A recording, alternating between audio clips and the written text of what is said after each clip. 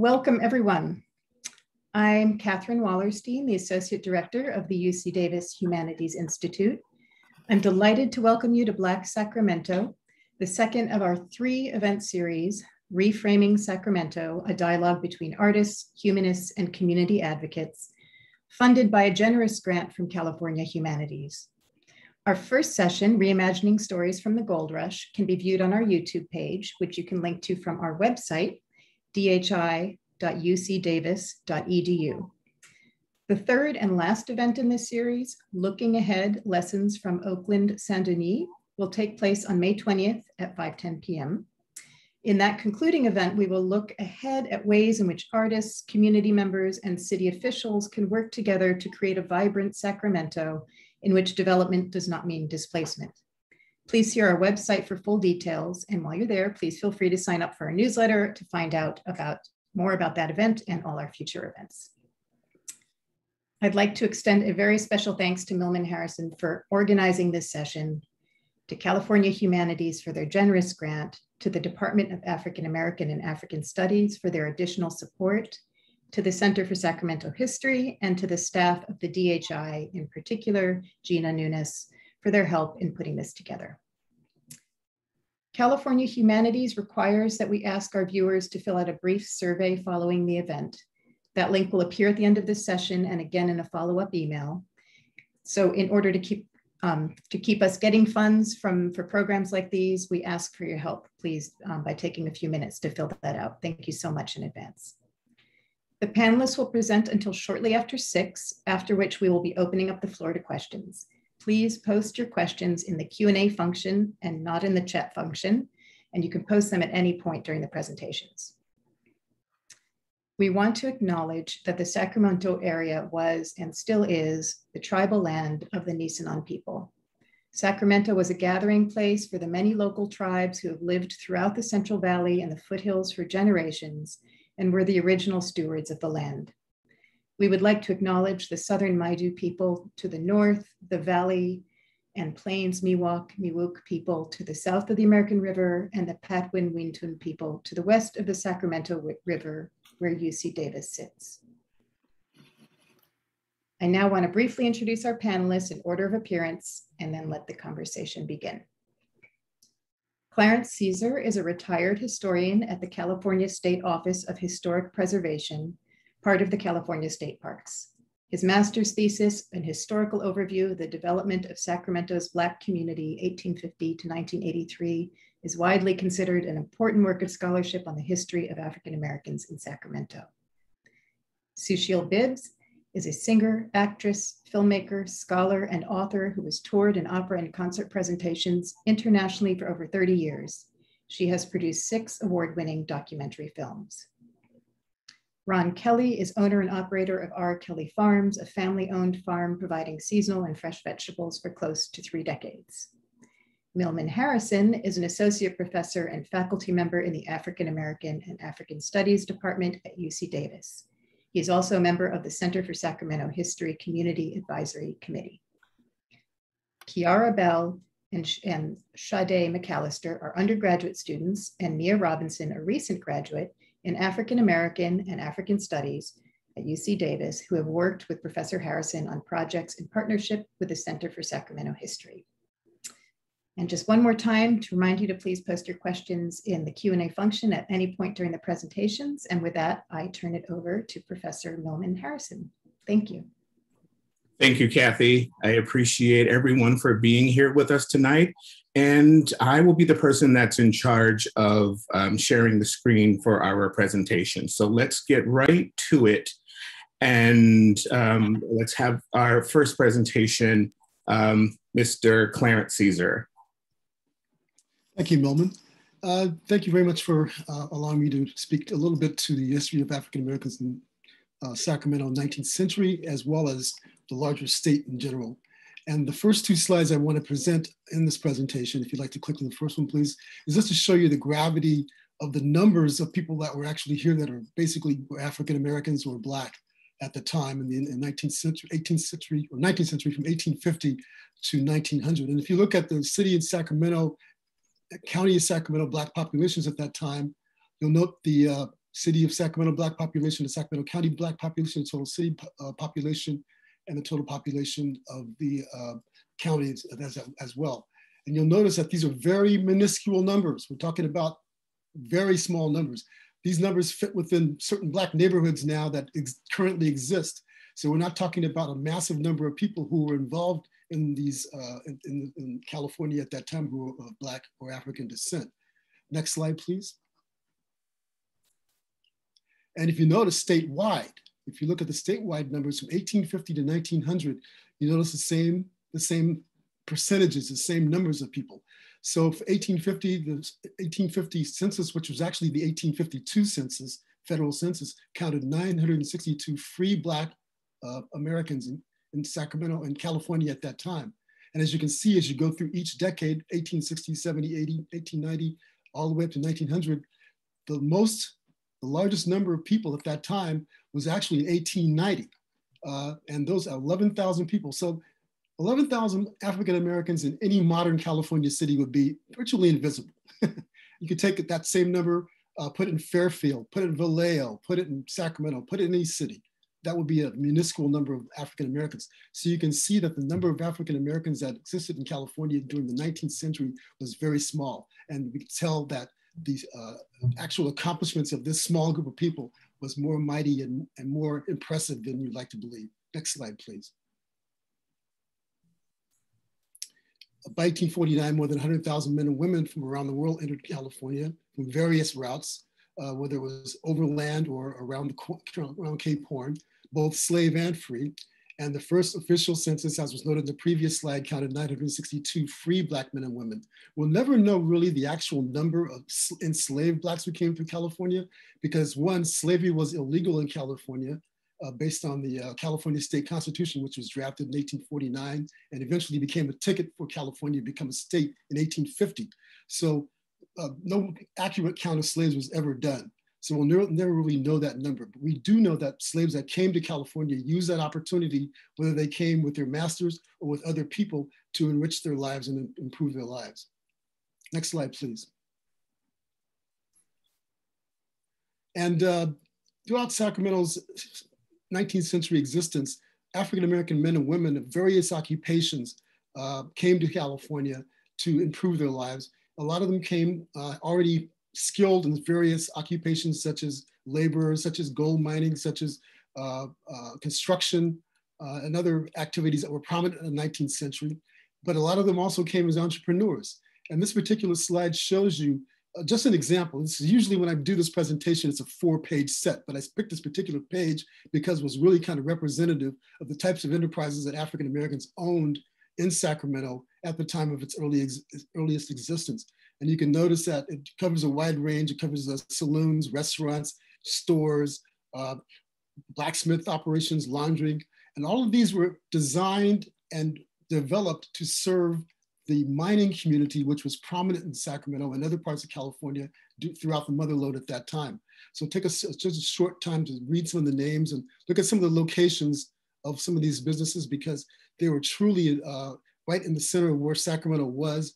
A lot of this is really close to where old Sacramento is now. But we do see in the case of Mills Litchford Blacksmith, right down the middle of the page there, he actually went further out towards 13th and 14th Street, which is on the border between downtown and Midtown. So these businesses were not segregated in the classic sense. African Americans in Sacramento were not segregated in that actual sense. These enterprises were located next door to or in proximity to other businesses owned by other ethnic groups, white, Asian, and others, showing you Sacramento's diversity at that time. Next slide, please. Now, the fact that they came here to California, a free state, under the California State Constitution, African Americans still face discriminatory practices that were not basically done to white citizens. Some of these practices actually applied to not just Blacks, but also to Asians and Native Americans as well. And in the 1850s, laws were passed by the California legislature at that time that stated that Blacks could not testify against whites in local and state courts, could not vote in local, state, and national elections, and that their children could not attend schools with white children if other alternatives such as all Black schools became available. And so over the next 10 years, African Americans suffered under these restrictions in a number of different ways, and they found these restrictions so onerous and so impossible to live under that they actually took action, as small as their numbers were, to try to overturn these laws. Next slide, please. To battle these discriminatory practices, Black Californians actually organized at the statewide level. As I saw, there was only what, 4,000 or 5,000 people at one time, or Black people at one time in California as a whole. So they actually had to come together as a statewide body to organize themselves. And some of the first actions they took were to organize colored conventions in Sacramento in 1855, 56, and 57. And the first two conventions took place at St. Andrew's AME Church, which is Sacramento's oldest church, the oldest Black church on the West Coast, and one of the historic icons of our community as well. And as a result of these conventions, Blacks came together to organize themselves, to give an assessment of where they were financially, economically, politically, and socially. And as a result of the first convention, they formed their first Black newspaper, the Mirror of the Times, which was published in San Francisco in 1856. Two subsequent newspapers, the Elevator and the Pacific Appeal, were to be founded in later years, but the Mirror of the Times was the very first one. And they also formed political groups to deal with issues of voting and testimony rights, such as the Franchise League and the Executive Committee. And throughout the 1850s, these organizations petitioned the state legislature to overturn these discriminatory practices and laws. Next slide, please. Next slide, please. Now, the backbone of all of these enterprises was the Black church. And as you note here, as I noted here, I put them in order of their founding. The very first church being St. Andrew's AME Church, founded in 1855. By the way, I can't see the dates on some of these, but anyway, you can note that a lot of these institutions, these churches, were found throughout California, especially Northern California, which is where all the action was. Southern California, the Los Angeles area, was a distant outpost at that time, so there was no real African-American activity happening in that area of California at that time. Everything was happening in Northern California, from the Bay Area to Sacramento to the gold rush fields. So you can see that in Sacramento, San Francisco, Stockton, Marysville, Grass Valley, and Chico, all the way up to Chico, these early Black churches started. And these Black churches also became the sites and locations of the first all Black schools that were founded. And there were also places where social activities and other enterprising endeavors were undertaken on behalf of the Black community that had both a social, political, and economic endeavor. So that's pretty much the summary of it. And I just wanted to should give you a point of an overview of the history of Black Sacramento. Thank you so much, Clarence. And in the meantime, while I'm switching over to the next chair, I will introduce our second speaker, who is Sushil Bibbs. And here we go.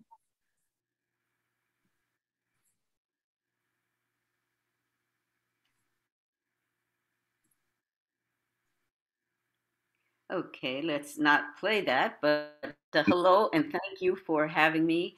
These are my favorite topics, Mary Pleasant, and of course the Higher Sisters.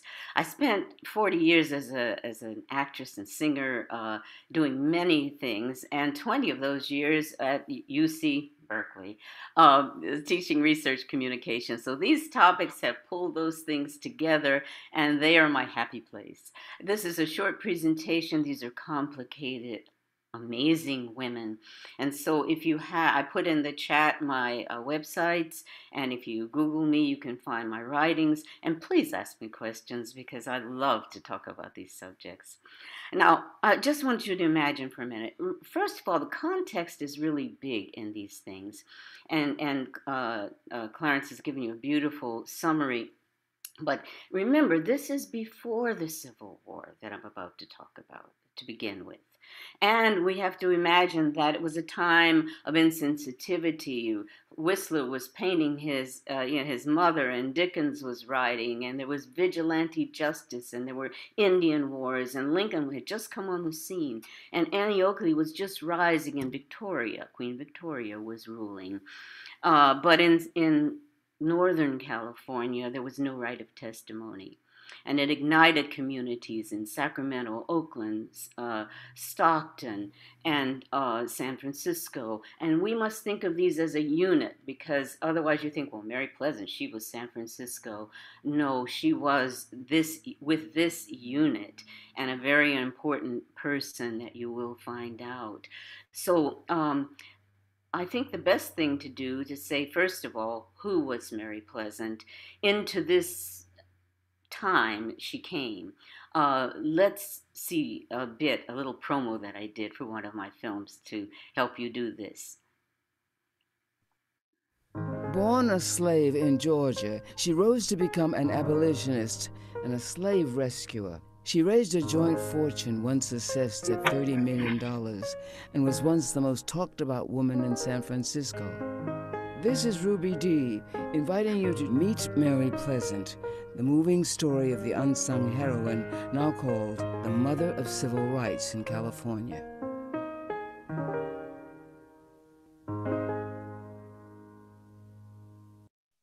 So she went to work right away when she came there. She came with $45,000 from her first husband's estate. And she was so talked about and put out so many ideas about her that when I came to research Mary Pleasant, she wasn't in all the history books because she was an enigma to many historians.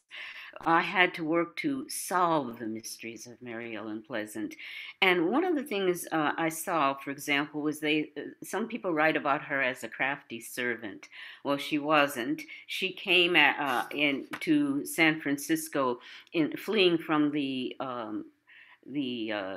laws that were oppressing her as a slave rescuer. But when she got to San Francisco, she found that, those laws had followed her there.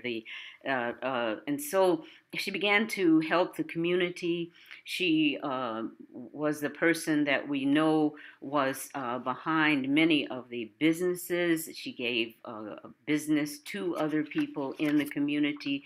She was called the Black City Hall, for example.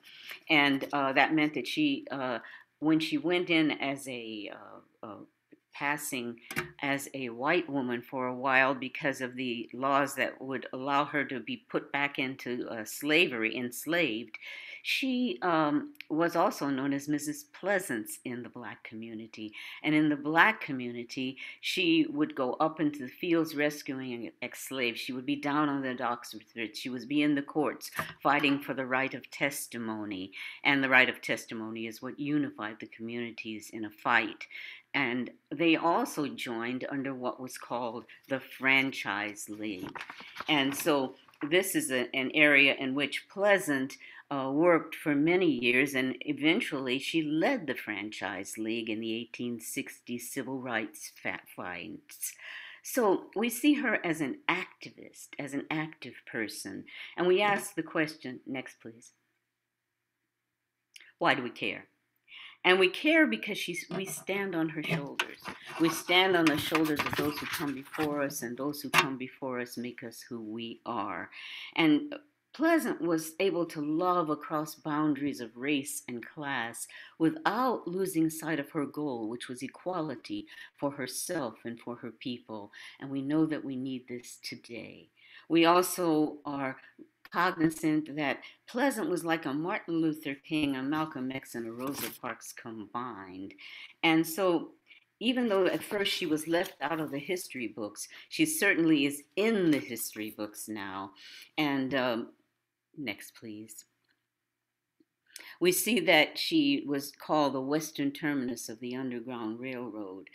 We've already said she helped lead the fight against the anti-testimony laws. She would get jobs for people on the steamers, which connected all of the communities that we were talking about. They called her the Black City Hall in the 1860s because people would only have to come to her, and she worked in the boarding houses of rich white merchants. She knew them all. She had taken care of them all as a steward, not as a servant. And she finally was able to wield power such that when people came to her with a problem, she was able to solve it. In the Black churches, she became a prevalent factor in events. And so we see her not only in Bethel and in First AME Zion in San Francisco, but also at St. Andrews.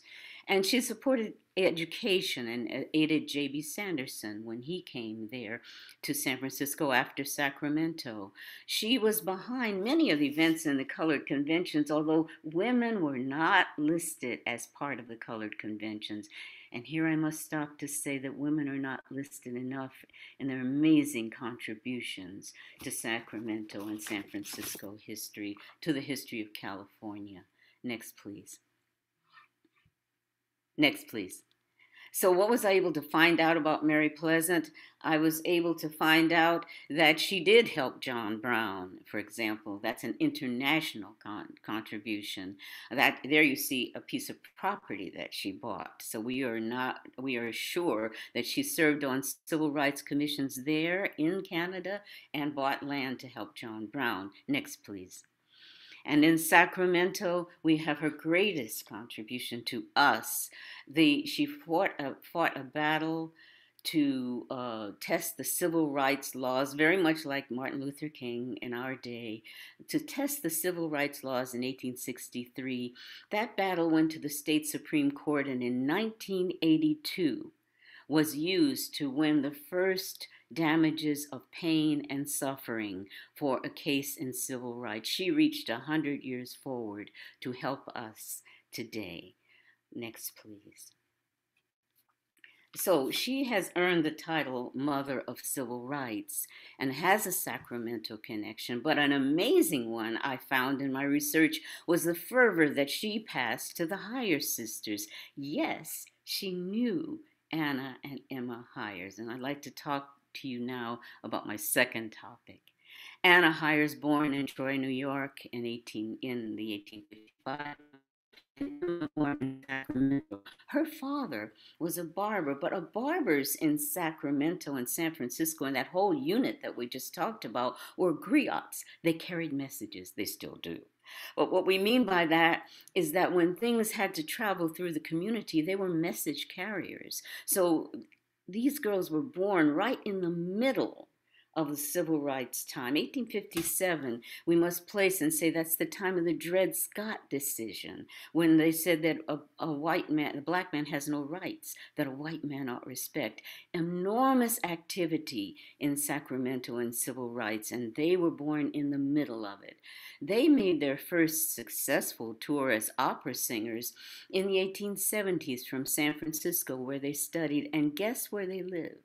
They lived down the street from Mary Ellen Pleasant. When I found that out, everything fell into place, because they started their tours in 1870 as opera singers.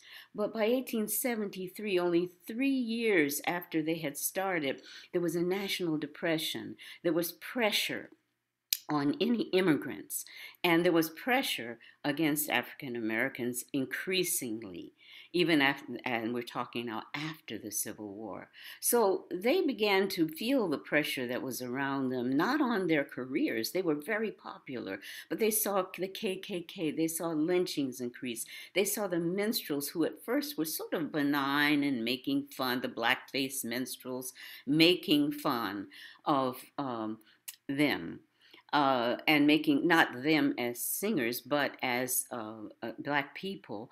And they decided they were going to create musicals that would help to dispel the disparagement that was happening against African Americans. And rather than say more, I'd like to end with a very, very brief promo from one of my films. Next, please.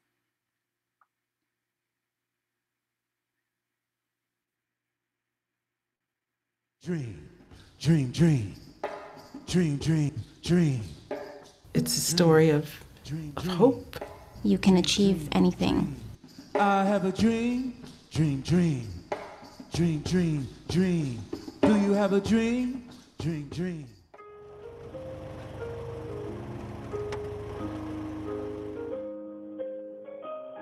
Anna, I am so looking forward to our interview. Oh, but we had a dream. The opera? Yes. Dream, dream, dream, dream, dream, dream. But the dream was not to be. In the 1880s and 90s, when night riders and lynchings terrorized Black people and black-faced minstrels ridiculed them across the land, the first African-American women to succeed in touring opera stood up to become voices for freedom.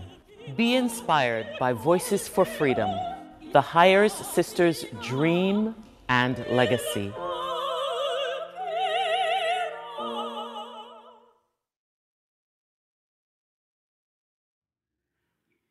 Thank you. They created the first musicals. They created the first integrated casting. And I thank you for bringing me here.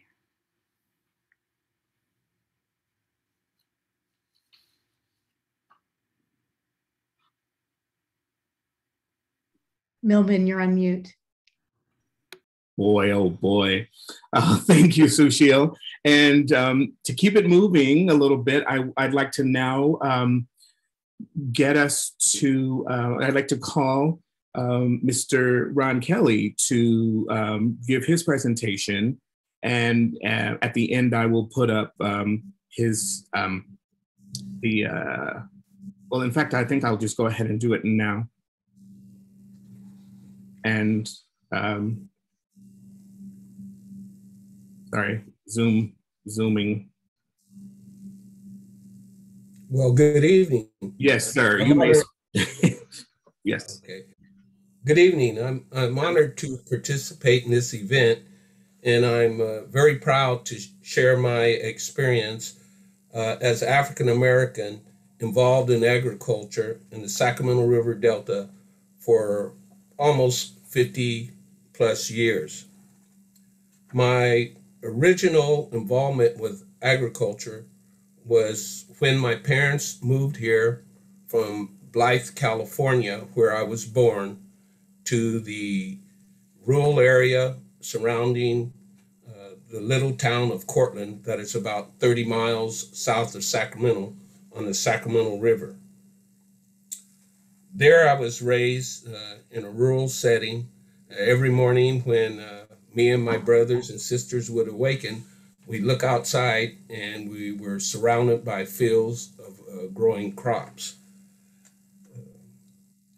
There I stayed and grew up until the age of 20 when I landed a job with a company that serviced farmers by supplying seed, fertilizer, and crop protection products for the crops that they were growing.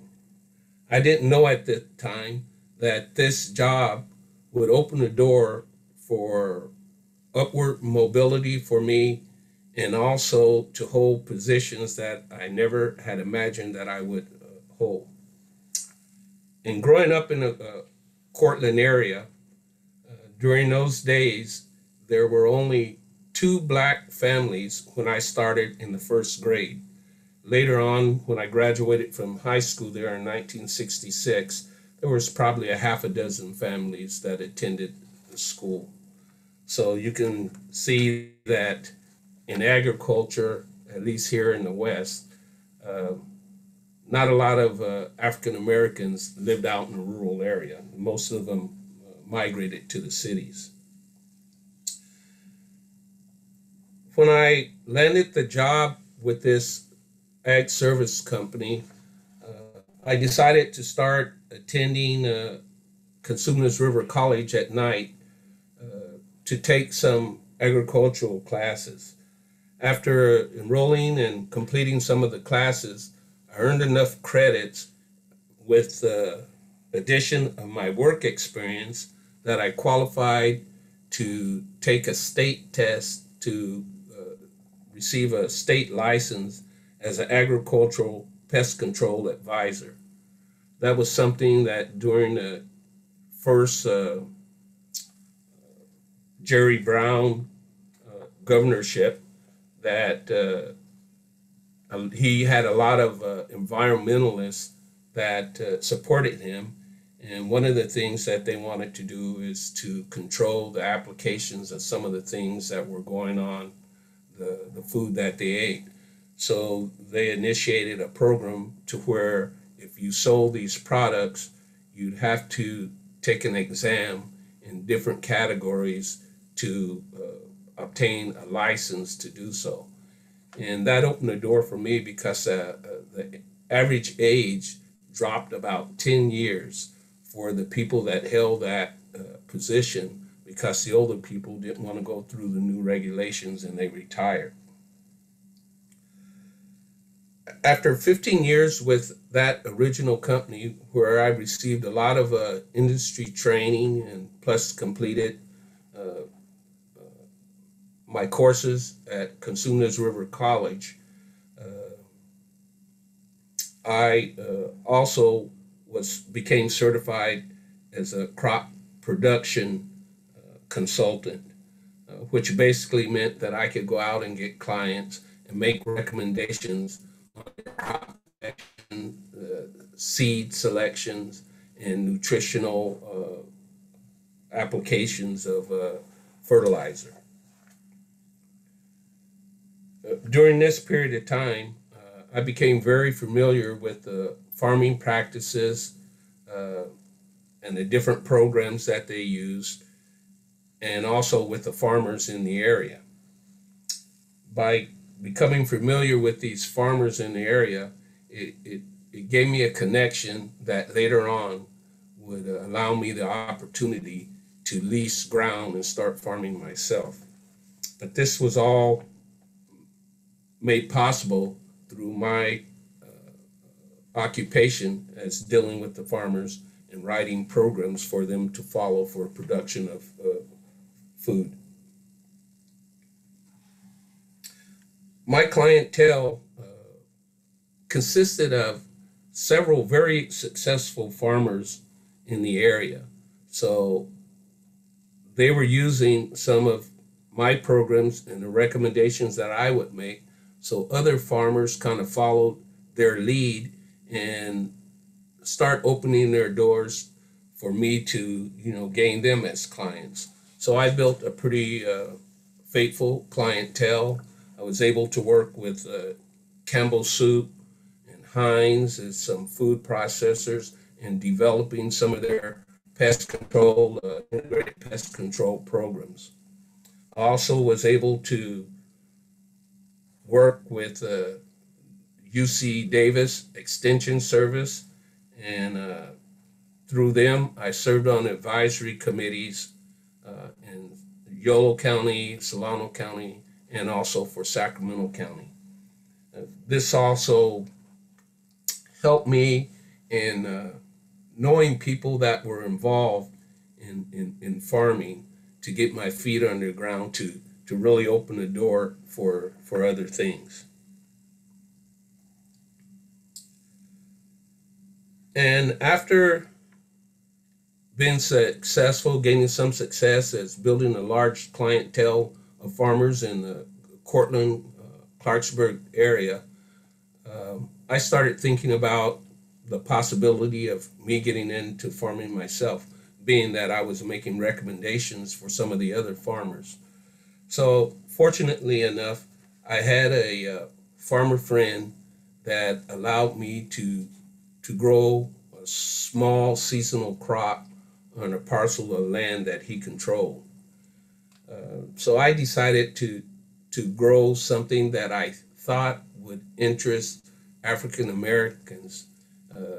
I was kind of naive, thinking that only African Americans would purchase the crop that I raised, but I decided to grow southern beans, which we call them southern peas.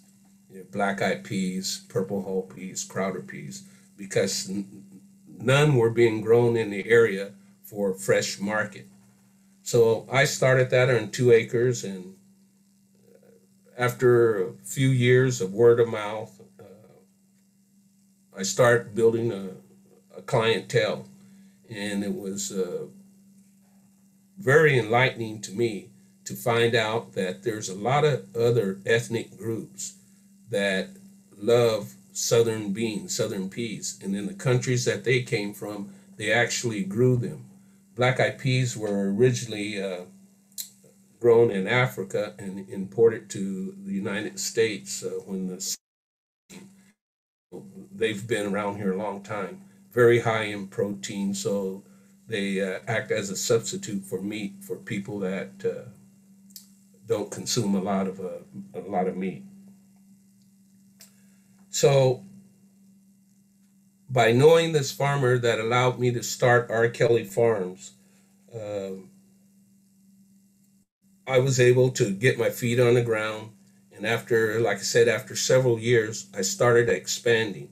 I changed locations and moved a little bit closer to Sacramento, just across from the town of Freeport, just right at the end of the Freeport Bridge, but I was still in Yolo County. And I stayed at that location for 7 years, and being that I was closer to town, more and more people started coming to my farm. I also expanded the crops that I were growing to include other vegetables such as tomatoes and peppers and sweet corn and melons. Through all this in my occupation, I also became a member of, I believe it was called it was Sacramento, it was several counties in this area that worked together trying to forecast the needs for their counties in the future. And I would go to their meetings, and I met some buyers from some produce companies that were looking at buying fresh produce from a local producer. And I was able to hook up with them, and I start growing some specialty items from them that are marketed mainly to restaurants in Northern California and the Bay Area. That company is Produce Express, and they highlight my shishito peppers and also my melons that I grow specifically for them. I also sell it to the public, but I grow them specifically for them. After 7 years in Yolo County, actually it was 14 years, combined 14 years in Yolo County, I was able to pick up a larger parcel of land on a long-term lease that had buildings and a yard that I could set up a picnic area. And I started really promoting my U-Pick business, where people could bring their families out and pick some of the produce fresh from the vine. Along with that, I started offering tours to where I would give lectures explaining about the agriculture in California and the important role that California plays in supplying majority of the fresh nuts, fruits, and vegetables for the United States. When I moved to Sacramento County, the parcel of land that I gained control of had a basis for receiving subsidies. It had a history of growing grain on there. So I had to go and register with USDA to be able to apply for some of these subsidies that were giving to people that had a grain basis. And doing so, they found out that I was an African-American farmer in Sacramento County. And after a few weeks of signing up, the district director asked if I would consider running for the state committee for the Farm Service Agency. And I couldn't quite understand why. it seemed like all of a sudden I was asked to be on this committee. But after researching, I found out that the USDA had just lost a large case where some African American farmers sued them for race discrimination in receiving funds from their programs. And I'm so sorry to interrupt, but we need to wrap it up. okay. And anyway, that opened the door for me to have get a presidential appointment, which was very enlightening, and talking with other farmers and African American farmers in the United States.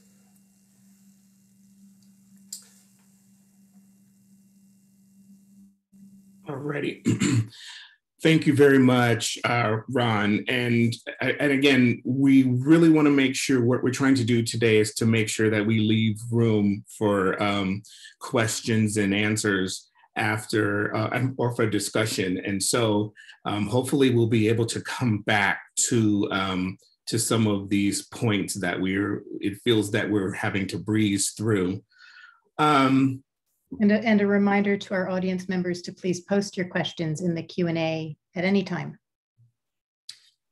Yes, and I seem to be having a slight issue here, but I think it'll be okay. The sharing is acting up.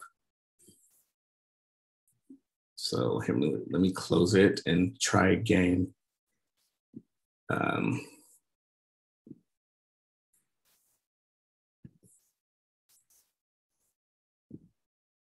Okay, I think we've got it.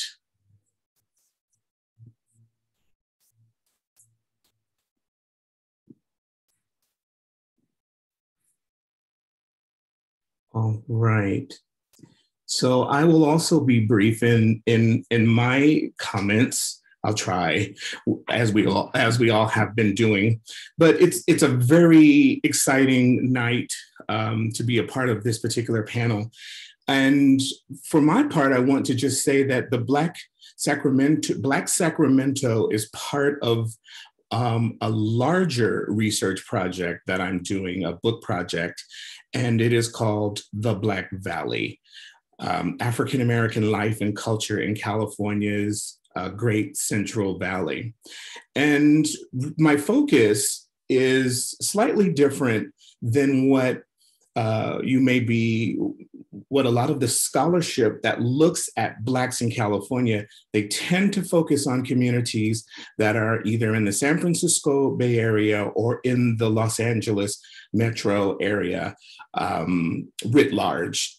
What is different about my project is that I have defined these 19 counties that lie either completely or partially within the region that we know as the Great Central Valley. And these are the cities. So I'm hoping that tonight will be just the beginning of these types of public panels and conversations. I hope the next one perhaps will be Black Stockton or Black Fresno or Black Bakersfield. That's what my project is. It's much it is dealing with the region of the Central Valley. And in calling it the Black Valley, what I'm interested in is what African Americans created for themselves. So these are the research or framing questions that I've used. And these are even some of the questions that we've used in putting together this panel tonight. They're quite basic, but these are the questions that I'm using in my research in my book. Why did African Americans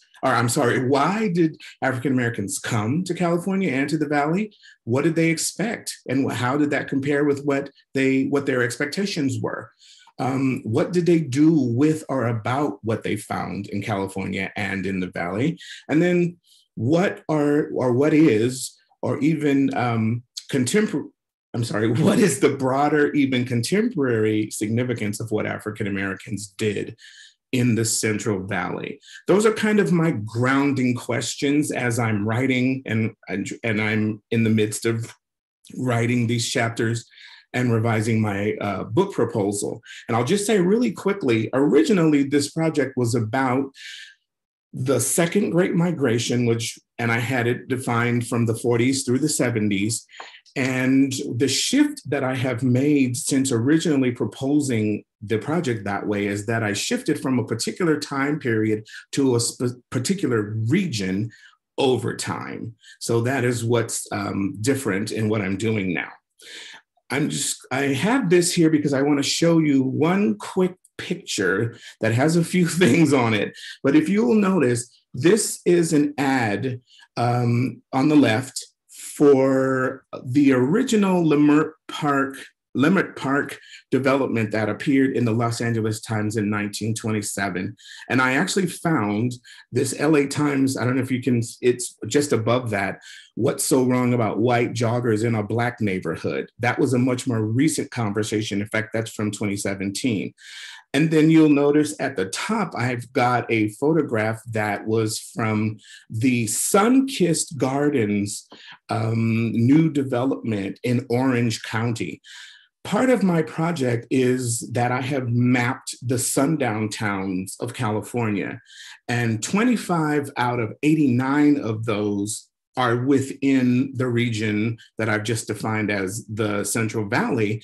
But in addition to that, the entire county of Orange County, where the Sun-Kissed Gardens was, as well as Humboldt, and oh geez, it just left me. The third one, the entire county was off limits to African Americans at one time or another. And this is based upon research that was done by a man named James Lowen, who wrote the book about sundown towns. The reason that I have shown you that previous picture, in fact, if I didn't point this out to you where it says restricted at the top of the Leimert Park ad, and where it says this tract is exclusive and restricted, I showed you those because one of the things that I'm doing, and I'm just so enjoying understanding about the history of Black people coming to the Central Valley, is, well, let me just share this story. And rather than reading the entire thing, I'm going to kind of paraphrase it for you. Basically, what you have here is a letter to the editor of the Sacramento Bee that was written July 22nd, 1948. I'm not sure how well you can see it, but I've also given you the link to it so that you can read it for yourself. But basically, this letter was written by a man named Nathaniel S. Colley, who had recently moved to Sacramento with his wife. He was a decorated veteran who had just recently gotten out of the military. He was a highly decorated graduate of Yale Law School, as well as Tuskegee Institute. He and his wife graduated from Tuskegee Institute. So they were well-educated, and he is the man, he and his wife opened the first private practice law office in Sacramento, first African-American private law firm. The story here in this letter is basically one in which he's explaining to the editor of the Sacramento Bee that he and his wife had gone to buy their weekly groceries at a local supermarket in Sacramento. And as they went to the meat counter, they asked for a particular cut of meat, a choice steak. They were told by the butcher that he was unable to sell it to them. But if they wanted, if they could go down to the end of the counter near the rear door, and they were going to find a wonderful selection of ends and scraps. And so, and of course he said, well, we don't want ends and scraps. And the butcher said to them, well, basically, and he said, if it's a matter of money, then of course we can pay for it. And the man said, no, it's not about money. What would our white customers think if they knew that we were selling the same steaks to Negroes as they were buying? So that meat, any meat except for ends and scraps, is restricted. to Negroes or from Negroes. And Mrs. Colley even stepped in and said, but he's a decorated Army veteran and he's got degrees and so on and so on. And he said, basically, that doesn't matter. You could be the lowest white person. In fact, he even says you could be Mary Gutter Rat or Joe Bum or Hitler or Stalin, and you can have the meat. But if you're a Negro, no matter how high or how educated you are not able to buy this meat. And I thought it was very interesting that this is, and I have written of this story in one of my chapters, and I say, you know, how funny that this would be the man to have that particular experience, given that Nathaniel Colley has played such an important role in Sacramento, especially in terms of civil rights and even more particularly, and an interest that is very dear to my heart, housing discrimination. And so again, trying to keep this moving a little bit, I won't go into great detail, but the case Ming versus Horgan is one of the cases that is very, very important in terms of challenging restrictive covenants. And actually, this one was particularly about saying that if a builder uses federal funding, FHA or VA funding, then it's illegal for them to discriminate based on race. There were other cases that were filed, but essentially these cases set strong precedents that eventually led up to the 1968 Fair Housing Act, for example. And we are still living with the legacy of housing discrimination today. So it's a thing that in my book I write about. This happened right here in Sacramento, and it has had national implications. So I'm going to move on from that right now and get to part two of what my larger project is, and that has to do with public scholarship and service learning. And the objectives that I came to this with is trying to forge a closer integration between my teaching, research, and community service commitments, bringing community partners into the learning space and vice versa, including undergraduates and community engaged in public scholarship, and providing an opportunity for students to contribute to the archive and to the telling of community history, not only being consumers of content. And so this is what I have been doing with this larger project, and in partnership with the Center for Sacramento History. And I have a recently approved course on Black California that I have invited Mr. Kelly to come to speak in, or have the students go to the farm. And this whole idea, I should say I've been very, very supported by the Vice Provost's Office of Public Scholarship, the Office of Public Scholarship, in community engaged learning faculty fellowships and public scholarship faculty fellows program. So I just kind of want to give a little shout out to that as well. So I want to turn to a few of my students who have been working with me and who are continuing to work with me, and let them have a bit of time to speak before we conclude.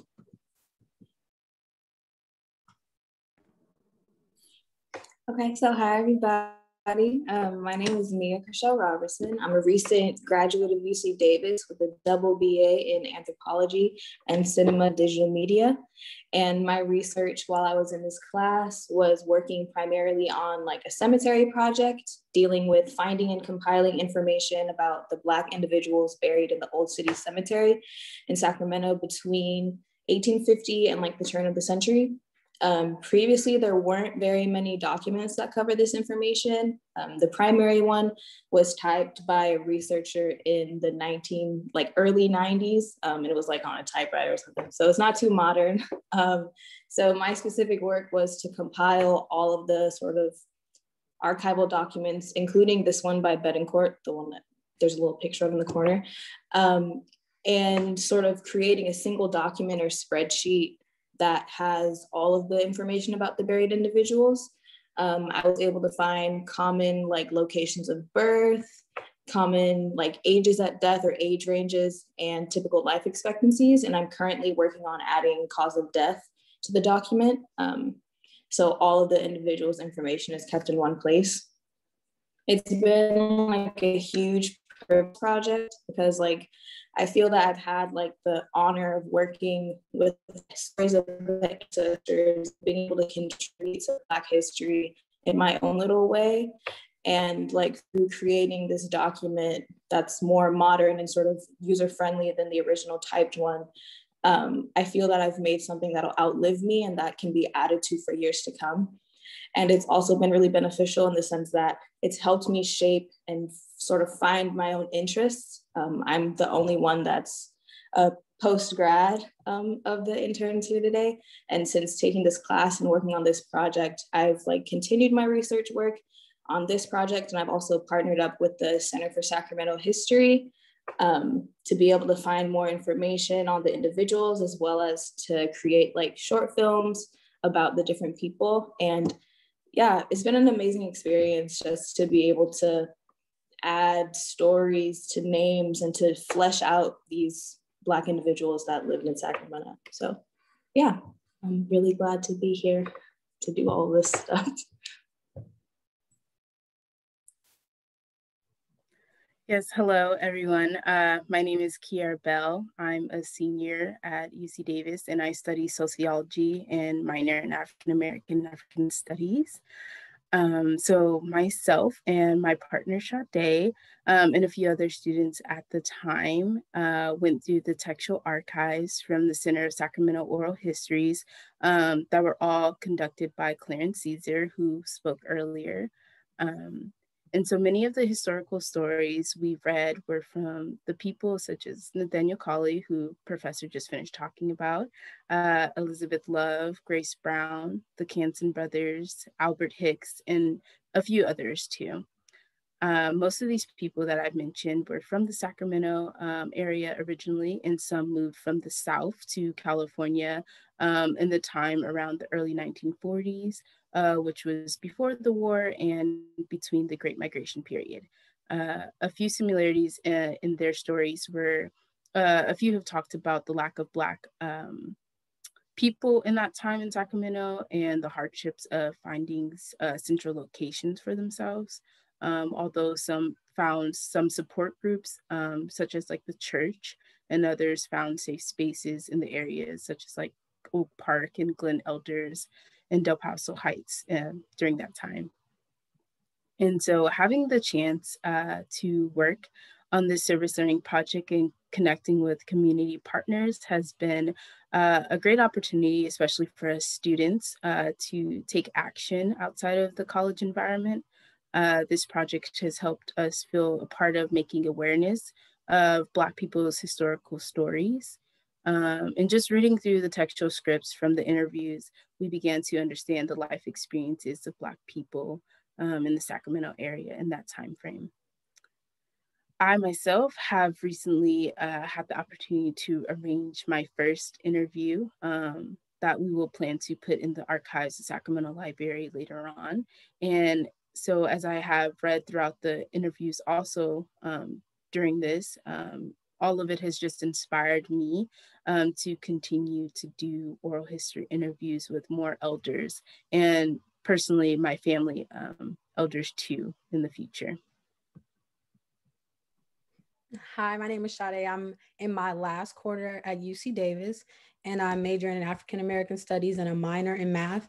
And I have done a few oral history interviews and I've learned that they allow people to share their stories using their voice with their words. And then you get to a recollection of events that took place in their lives, something that we may not have lived through, but we can get an understanding with their words. And it gives us insight on the time frame and the climate they were living in. So it gives us comparison to the climate today versus the climate they're living in right now. And just the restrictions, maybe like Professor Harrison said, it's the meat, when we can go to Safeway today and get any meat that we want. So just little things like that. And the accomplishments of people during that time of the 1980s, oral histories like lawyers, police officers, embalmers, a baseball player. These people were breaking barriers at that time in Sacramento. And presently today, you'll see Black people infiltrated in all those positions now, whereas before it may be one here or there. And our interviews called the COVID stories, we're adding to the archive for the future generations. This is the first pandemic that we've all lived through. So it's something that when 100 years from now or 20 years from now, people who didn't live through it get to see how it was at that time frame. And the oral histories have not been updated since 1983 to 1984. So it's been a while since we had perspective on what has happened over the decades. We have learned so much from Clarence Caesar's style of interviews, how he interviews without bias and keeps the interview flowing without interjecting on opinions. He's delivering each person's story in a unique and individual package way. Elizabeth Love's interview is nothing like Clarence Canson or Albert Hicks or Vincent Thompson. And oral histories help us understand the generations before us, like our grandparents and great grandparents. Maybe we didn't get to ask them their stories, or even it encourages us to know the stories of the people that lived during their time. And these influences help us to pass down experience from generation to generation. It's a thing that we don't want to lose. We want to keep those stories. And it's actually something that Indigenous people have been doing for since the beginning of time, just passing down those stories. Your grandma may tell you a story and you tell your child that story, and that story forever lives in your family. And it's essential that we keep those stories in a safe place for future oral histories. And we continue to add to the archive in hopes that these oral histories add an emphasis and an enlightenment to Black California or the Black Valley experience, a link from our past to our present and future. We will continue to research with Dr. Harrison and continue to let those voices be heard. And we just thank you for letting us speak at this panel. And I appreciate you having me on this panel. Thank you. I am so proud of my students. I'm sorry, I just have to say it. And I really do want to continue. We've talked about it a little bit, but she just said it, that she wants to continue working with me. It's just an important, just relationship to have students being mentored by faculty in research and public service this way. So I'm going to just go and say I'm looking for people who would be interested in being interviewed for this project. So to add to the oral history, this is for the book, but it's also for adding to the archive of oral histories of Black California, but also Black Sacramento. And so there's my email address at the bottom there. And that actually brings us to the end of our speakers. And it is actually time to open the floor to questions and answers. And hopefully we haven't breezed through too quickly, but now it's time to get into a little bit more detail. Thank you, Milmon. Thank you, everybody. You might want to close your shared screen. Great. So thank you for those wonderful presentations, so much food for thought. And we have some great questions. So I'm just going to dive right in from Vicky Contente. Clarence, when will you publish your work for the public? Your wonderful thesis is an excellent history we need to get out to the community.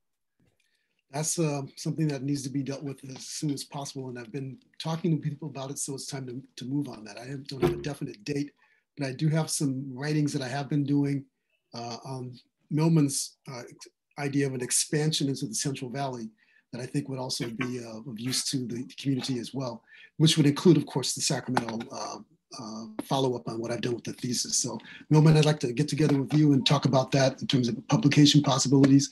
And I'd like to say I'm really inspired by what the students are doing in terms of the oral histories and the research they've done on the cemetery project. It's really what I've dreamed about when I first did this histories, is having a group of people that were inspired enough to follow through with what initial research that I've done. So I can't say enough about that. Thank you so very much to all of you for what you've done and what you're doing. And if you have any questions or any assistance that you'd like me to add to that, I'd be more than happy to work with you on that as well. Go Ags. Well, it's just such an honor to be on this panel, that you agreed to be on this panel, because so much of what everyone knows about the history of Black people in Sacramento comes from your work. So it's just it's an honor to have you here. And our students, the first thing I gave them to read was one of your articles. So full circle. Thank you. We are getting lots of comments just saying how wonderful this panel is and lots of thanks. So I wanted to share that in case you haven't been reading the chat. The second question is from Pablo Cepero with a question for Ron Kelly, or possibly anybody. What role, if any, has UC Davis played as an agricultural school in promoting or hindering Black agriculture historically?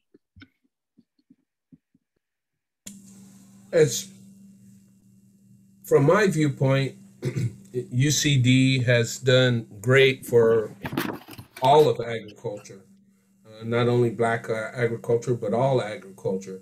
It hasn't just focused on Black agriculture, but I know I've been able to go to the Extension Service when I come upon problems that I don't recognize or can't solve, and get them involved, and they're able to take specimens back to the UCD lab and identify certain pests or diseases, pathogens that I wasn't able to visually identify. So I've worked hand in hand with them, and they've been a great resource. And that's from my viewpoint. And Ron, I'd like to add to that too. I as an alum of UC Davis, I had the opportunity to do a history of some of the first African Americans to attend the school, dating back to the 1920s and 30s. And at that time, UC Davis was exclusively an agricultural school. So a lot of the students that came to Davis, Black, white, or whoever, were looking to do business as agriculturalists. And so some of the earliest students came for that purpose. And one of the more illustrious African American alumni at the time was a gentleman by the name of Horace Hampton, who came as a Marine veteran after World War II, attended UC Davis in 1948. I think in 1952, and became the first Black editor of the Cal Aggie, as well as the first Black student body president. And this is a very interesting story if you want to ever delve into it. But after he graduated, he moved back to, he was originally from Los Angeles, but he ended up in Fresno. And a lot of the work that he did there was community development that had some agricultural connections attached to them that he did for the Black community at Fresno. So Davis was instrumental in putting that together. And it's like you said, it's always served that purpose. And I think due to the fact that in the past, say 40 or 50 years, we've moved away from agriculture as a way of life for a lot of us. I think now we're starting to see, like yourself, people more involved with agriculture, and there's more of an interest in African Americans in agriculture in terms of food sustenance and other things. So, great. Okay, next question from Lauricia Johnson with a question for Milmon and everybody on the panel. How can we become involved / connected to this space of public scholarship? Oh, wow. Well, I should also say this is another one of my former students. So thanks for coming. I'm glad you're here. You know, I think at least in terms of my project, we're going to need people to help to do the interviews, to help us do I just forgot, oral history interviews with people. You know, even if you could help us to find, especially I'm looking for elders, people who came to California or who came here when they were younger. And so again, I have my email address is there. And I think for any of the other panelists who are willing to, it's a really important thing that it's important that we make connections with members of the community. So again, if you want to help us do this work, then I think all of us here who will leave our contact information for you to contact us.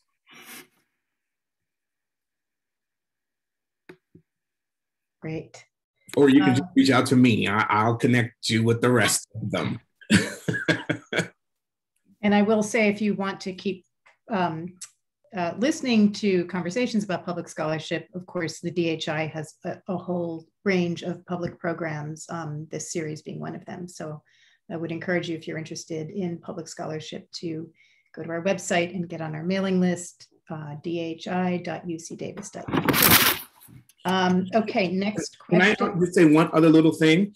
Yeah. I would also suggest that, like Sushil's work, her films, Ron Kelly's farm, we gave you the address, and patronize their businesses, right? And watch their productions. And again,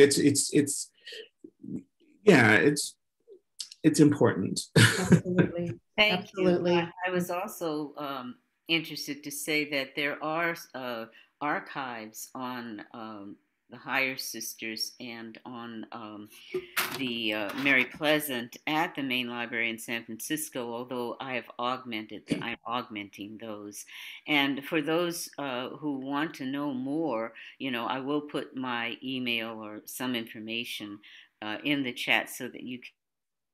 The Hires were really the first to create a musical that integrated casting, and they also were the first to use African American leading players on the stage. All this grew out of the movement that they were part of as they were growing up in the civil rights community. So it's important to unify these things. Thanks. And actually, the next question is for you, Sushil. We heard from Sushil Bibbs that Mary Pleasant participated in the Underground Railroad. What relationship did it have to the California? I mean, I guess that's they called her the Western Terminus of the Underground Railroad because she was, once she got here, importing escaped slaves. James E. Brown Sr., who was a very important activist in part of the Franchise League, she helped bring him there into California. And so she would go up in the fields and rescue slaves. She was up with writs of habeas corpus to keep people from extraditing escaped slaves. And so she was a slave rescuer in the East, which caused her the problems having to do with the fugitive slave law that brought her to California. But she continued that activity here and is known as the Western Terminus of the Underground Railroad because she was there to receive and to help people. Yeah, she was probably also instrumental too, and probably the most famous slave case in California, which I like to equate to California's Dred Scott case. And that was the Archie Lee case in 1858, which had some serious ramifications in terms of the way the case went down. The fact that he escaped, was hidden in a hotel here in Sacramento. And then once he was recaptured and tried, the case was so controversial that even though the judge ruled in favor of the master in a sense and allowed him to take him back, he was kidnapped off a boat in San Francisco and then spirited away to British Columbia. In fact, that was a part of, Pleasant was a part of that because exactly. Her husband was out on the water. She was on the dock. And when they tried to, the master tried to sneak Archie Lee out of California and back to Mississippi where he wanted to take him, they stopped them. And she also hired the lawyers that were part of that case. That case was an amazing case because it caused people to rise up with the injustice. It caused anti-immigration sentiment to rise in the legislature, and by 2 votes, they just missed making African Americans carry cards like in South Africa and to become immigrants. So it was an important case, and because of that case, many people went to Fraser Valley in British Columbia. Exactly. That was, in fact, there's a if you looked at the numbers of businesses that Blacks owned in Sacramento in 1858, by 1860, the number of businesses in Sacramento dropped. Black-owned businesses dropped because a lot of people moved to British Columbia and stayed there until the Civil War. And they made their way back after the Civil War was over. And that's a very interesting case because in British Columbia, the governor at that time was a gentleman who was of West Indian descent named Douglas. And he invited the African Americans to come up to British Columbia as a refuge and also to help develop Columbia. And there's a lot of evidence that African Americans and other people were instrumental in helping to develop British Columbia at that time. The Victoria area in particular. Victoria, yes. Mm-hmm. Very interesting. Wonderful. And we have so many questions now. This is great, but unfortunately we're gonna have time to ask them all. So the next question for the student panelists, is your work in the Old City Cemetery available online? Could you share what platform you are using? Have you connected with the Old City Cemetery Committee? Are you familiar with the excellent living history tour of Black people buried in the Old City Cemetery? Members of the Sojourner Truth Museum were the presenters. Okay, so I am not familiar with that tour, but I will look it up and go on it.